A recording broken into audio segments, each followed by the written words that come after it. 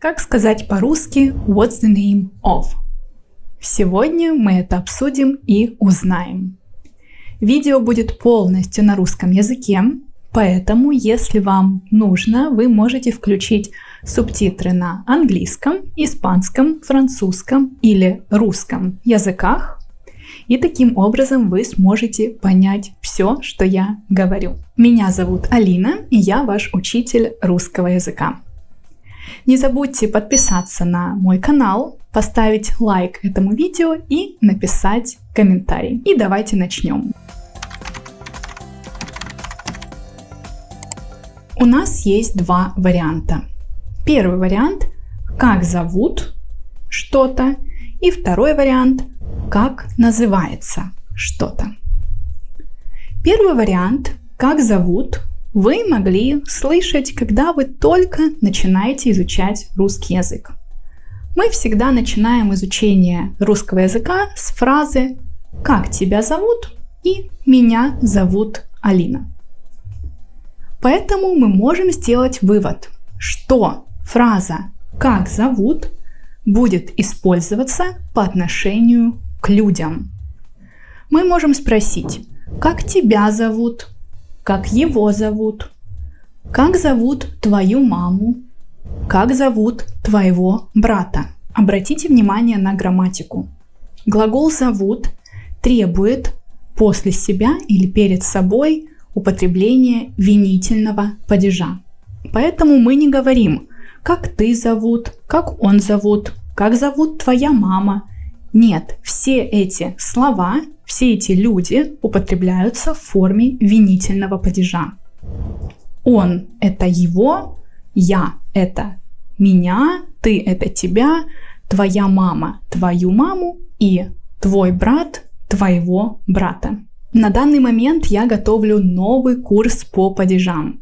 И если вы пока не понимаете, что это такое, что это значит, как употреблять все эти падежи, не волнуйтесь, вам нужно немного подождать, и совсем скоро мы с вами вместе будем изучать все падежи. И вы без проблем сможете это все понять и использовать падежи в своей речи. Также вопрос «как зовут» может использоваться по отношению к животным. Например, «как зовут твою кошку?» или «мою собаку зовут Локи». Опять же, твою кошку, мою собаку, оба этих слова стоят в винительном падеже. И как мы можем понять, вопрос «как называется» относится ко всему остальному. То есть, как называется плюс любой объект.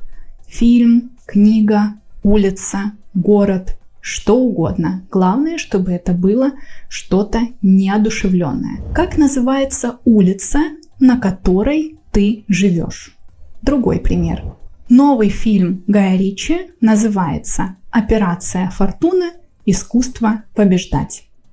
Или эта книга называется «Преступление и наказание». Далее. Вопрос с подвохом для вас.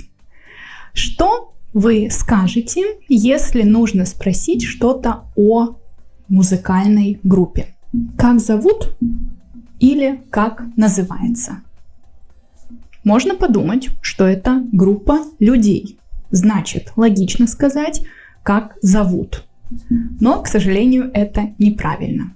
Потому что в данном случае мы говорим про группу, то есть не про каждого человека по отдельности, а именно абстрактное понятие группа, даже если мы говорим про музыкальную группу, в которую входят настоящие люди. Таким образом, мы зададим вопрос, как называется эта группа, но как зовут вокалиста этой группы?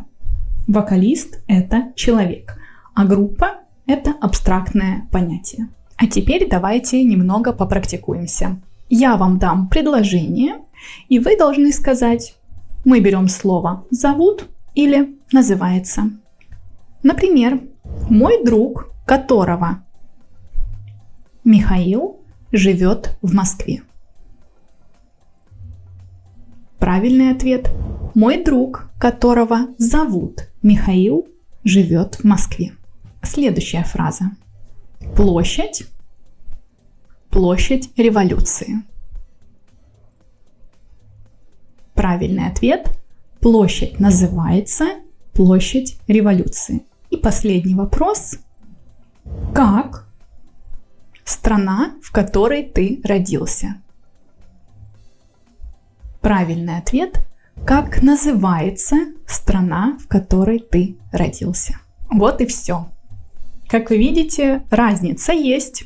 Ее легко запомнить, и поэтому, я думаю, у вас не будет никаких проблем, когда в следующий раз вам нужно будет спросить или ответить, как называется тот или иной объект, или как зовут того или иного человека или животное. Здесь самое главное понять логику русского языка. Для нас живые только люди и животные. Если вы говорите про что-то другое, там вы всегда будете использовать слово «называется». Спасибо большое за просмотр. Подписывайтесь на мой канал и изучайте русский язык вместе со мной.